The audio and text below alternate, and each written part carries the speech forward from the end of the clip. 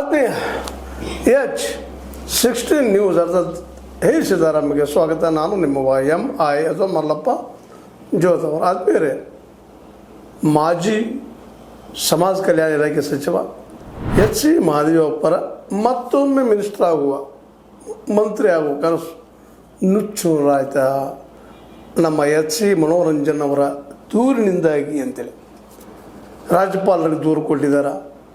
ರಾಜ್ಯಪಾಲರು ಅದನ್ನು ಸುಲಭವಾಗಿ ತೆಗೆದುಕೊಳ್ಳೋದಿಲ್ಲ. ಅದರಲ್ಲೂ ನಿಮಗೆ ಗೊತ್ತದ, ಈಗಾಗಲೇ ವಿತ್ ಡಾಕ್ಯುಮೆಂಟ್ಸ್ ಕೊಟ್ಟಿದ್ದರಿಂದಾಗಿ ಸಹಜವಾಗಿ ಸೆಂಟ್ರಲ್ ಗೌರ್ಮೆಂಟದ ಪರ ಇದ್ದಂಥ ರಾಜ್ಯಪಾಲರು ಇದ್ರ ತನಿಖೆಗೆ ಹಾಕುವಂಥದ್ದು ಮಾಡುವಂಥದ್ದು ಎಲ್ಲ ಸಿದ್ಧದ. ಜೊತೆಗೆ ಕಾಂಗ್ರೆಸ್ನಲ್ಲೂ ಸಹಿತ ಮೇನ್ ಹೈಕಮಾಂಡದಲ್ಲೂ ಸಹಿತ ಇವರು ಬೇಡಪ್ಪ ವ್ಯಕ್ತಿ ಸರಿ ಇಲ್ಲ ಅನ್ನುವಂಥ ಮಾತುಗಳು ಬಂದಿದ್ದೀನಿ. ಈಗ ನೀವು ನೋಡ್ತಾ ಇದ್ದೀರಿ, ಚರ್ಚೆ ಆಗ್ತಾ ಇದೆ.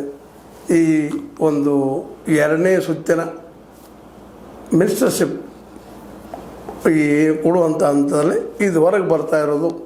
ಅವ್ರ ಮೇಲೆ ಕಡಿಮೆ 10-20 ಕೋಟಿ ರೂಪಾಯಿಗಳ ಆರೋಪ ಬರ್ತಾ ಇರೋದು. ಟೆಂಡರ್ನಲ್ಲಿ ಹೊಡೆದಿದ್ದು ಮಾಡಿದ್ದು, ಅದರಲ್ಲೂ JR ಇನ್ಫ್ರಾ, DRS ವೆಂಚರ್, ಮುಂದೆ KREIS ಇಲ್ಲಿ ಆಗಿರ್ಬೋದು, ಅಂಬೇಡ್ಕರ್ ಅಭಿವೃದ್ಧಿ ನಿಗಮದಲ್ಲಿ ಆಗಿರ್ಬೋದು, ಎಲ್ಲ ಕಡೆ ನಾವು ಬೋಗಸ್ ಟೆಂಡರು, ಬೋಗಸ್ ಒಂದು ಏನಪ್ಪ ಅಂತಂದ್ರೆ ದಾಖಲೆಗಳನ್ನು ತೋರಿಸಿ, ನಕಲಿ ದಾಖಲೆಗಳನ್ನು ತೋರಿಸಿ ಇವರ ಮಗಳು, ಮಗ, ಹೆಂಡತಿಯ ತಮ್ಮನು ಮತ್ತು ಎಲ್ಲರೂ ಕುಡ್ಕೊಂಡು ಏನೋ ಹೊಡೆದಿದ್ದಾರೆ ಅಂತೇಳಿ ಬಲು ಗಂಭೀರವಾದಂಥ ಆರೋಪಗಳನ್ನು ಮಾಡ್ತಾಯಿದ್ದಾರೆ. ಇದರಿಂದಾಗಿ ಇದು ತನಿಖೆ ಆಗುವವರೆಗೆ, ಹೊರಗೆ ಬರುವವರೆಗೆ ಅನಿವಾರ್ಯವಾಗಿ H.C. ಮಹದೇವಪ್ಪನವರ ಮಂತ್ರಿ ಕನಸ ಸುಳ್ಳು ಅಷ್ಟಲ್ಲ, ಅವ್ರು ಬರೀ ಮಂತ್ರಿ ಅಷ್ಟಲ್ಲ, ಶಾಸಕಗಿರಿಯನ್ನು ಸಹಿತ ನೀವು ತೆಗೆದು ಹಾಕಬೇಕು ಅವರನ್ನು ಅಂಥೇಳಿ. ಇದು ನಿಜವಾಗಿ ಒಂದು ನೋವಿನ ಕಥೆ. ಯಾಕಪ್ಪ ಅದು ನೋವಿನ ವಿಷಯ? ಯಾಕಂದರೆ ಒಬ್ಬ H.C. ಮಹದೇವಪ್ಪನವರು ದಲಿತ ಸಮುದಾಯದಿಂದ ಬಂದಂಥವರು,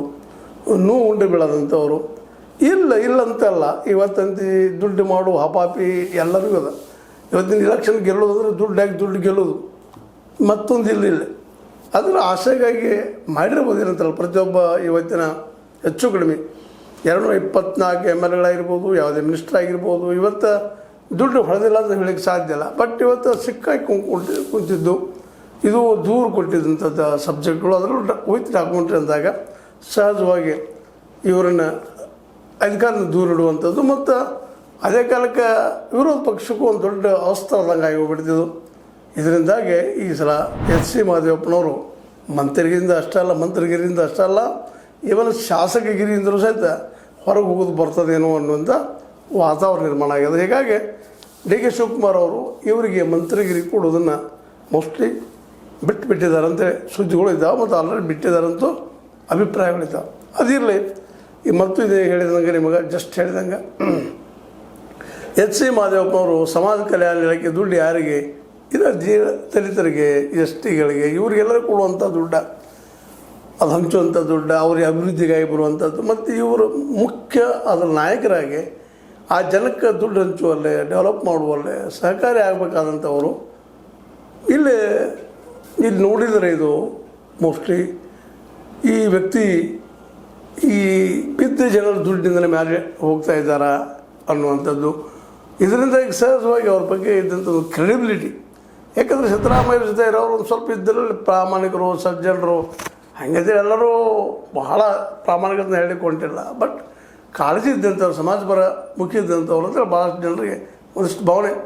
ಇವತ್ತಿಗೂ ಸಹಿತ ಸಿದ್ದರಾಮಯ್ಯರಿಗೂ ಇದೆಲ್ಲ ನೋಡ್ಕೊಂಡು ಮೋಸ್ಟ್ಲಿ ಅವ್ರಿಗೂ ಶಾಕ್ ಆಗಿರಬೇಕು.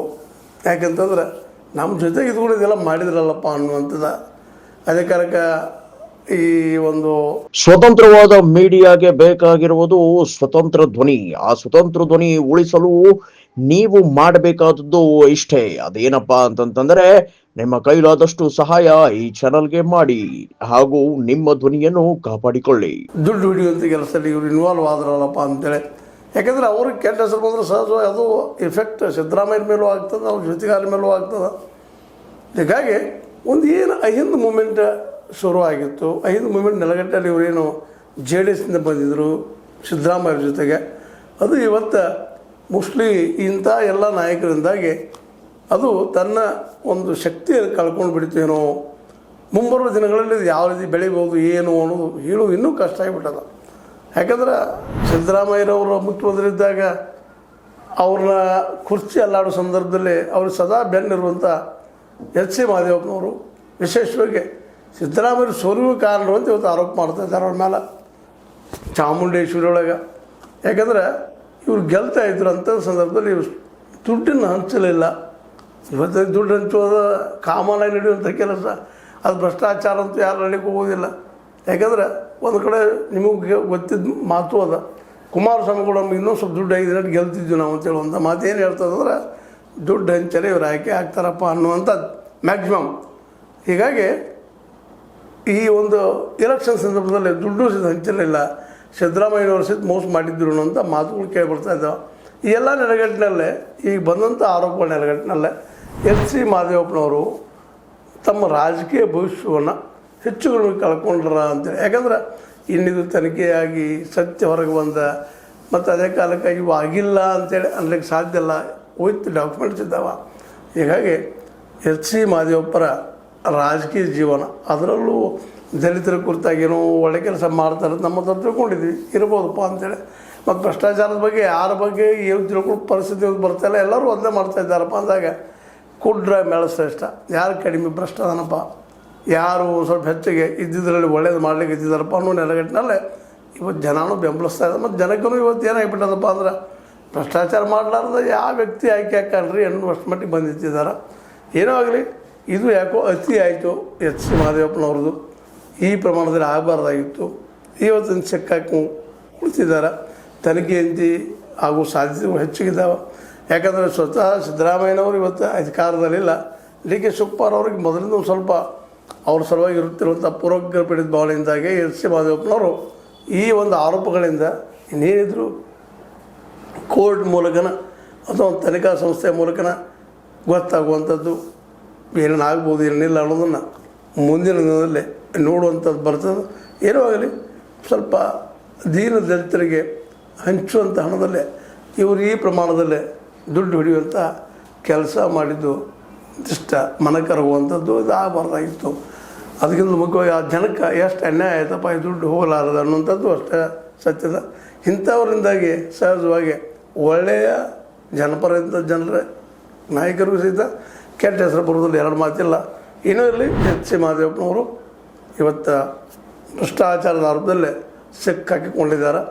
ಇದರಿಂದ ಯಾವ ರೀತಿ ಹೊರಗೆ ಬರ್ಬೋದು ಅವರು ಇನ್ನು ತನಿಖಾ ಸಂಸ್ಥೆಗಳು ಹೇಳಬೇಕಾಗಿದ್ದು, ತನಿಖೆಯಂತೆ ಆಗೋದು ನಿಶ್ಚಿತ, ಎರಡು ಮಾತಿಲ್ಲ ಅನ್ನೋಂಥ ಮಾತು ಕೇಳಿ ಬರ್ತಾಯಿದ್ರು. ಏನೋ ಇರಲಿ, ಎಚ್ ಸಿ ಮಹದೇವಪ್ಪನವರು ಈ ರೀತಿಯಾಗಿ ಮಾಡಬಾರ್ದಾಗಿತ್ತು, ಮಾಡಿದರು.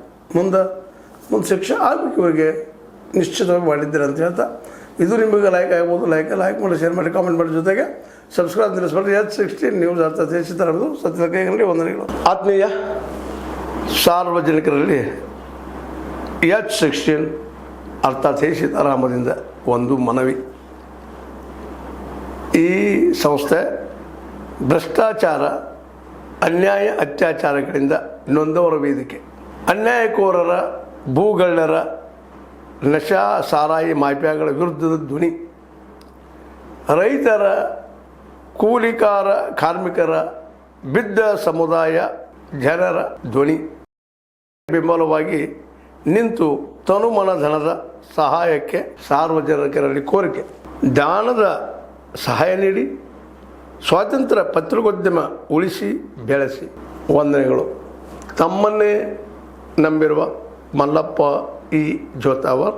ಈ ಕೆಳಗಿನ QR ಸ್ಕ್ಯಾನ್ ಮಾಡಿ ಅಥವಾ ಈ ನಂಬರ್ ಅಂದರೆ 7411402405ಗೆ ಇಲ್ಲ 9686864852ಗೆ ನೀವು ಫೋನ್ಪೇ ಮಾಡಿ, ಪೇಟಿಎಮ್ ಮಾಡಿ ಅಥವಾ ಇನ್ನಾವುದೇ ಮಾಧ್ಯಮದಿಂದ ಗೂಗಲ್ ಮೂಲಕ ಸಹಾಯ ಮಾಡಿ ಈ ಪ್ರಾಮಾಣಿಕ ಪತ್ರಿಕೋದ್ಯಮವನ್ನು ಉಳಿಸಿ ಅಂತ ಮತ್ತೊಮ್ಮೆ ಮನವಿ.